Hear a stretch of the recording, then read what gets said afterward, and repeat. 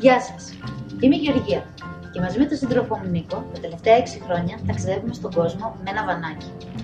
Το 2012, όταν πρωτοξεκινήσαμε, αγόρασα αυτό εδώ το τετράδιο συνταγών, το οποίο στην αρχή ήταν άδειο.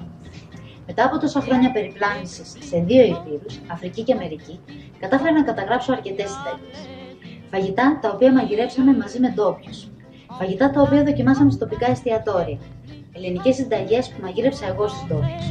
Και φυσικά συνταγές που δημιουργήθηκαν στον δρόμο, συνταγές για κάμπινγκ, απλές, γρήγορες, εύκολες, με μια κατσαρόλα, ένα τηγάνι σε μια απλή εστία. Σκοπός της καμπάνιας μας είναι αυτό το απλό τετράδιο συνταγών να γίνει ένα κανονικό βιβλίο μαγειρικής, το οποίο θα μπορέσω να μοιραστώ μαζί σας. Για να έχουμε ένα όμορφο αποτέλεσμα και επαγγελματικό, θα χρειαστούν μερικές χιλιάδες ευρώ.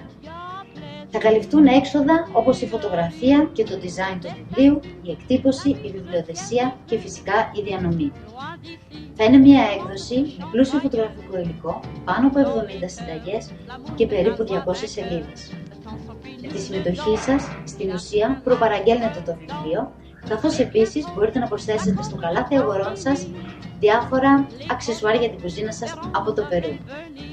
Έχουμε ένα μήνα για να τα καταφέρουμε. Σας ευχαριστώ πολύ. Reprends toujours pour la lumière.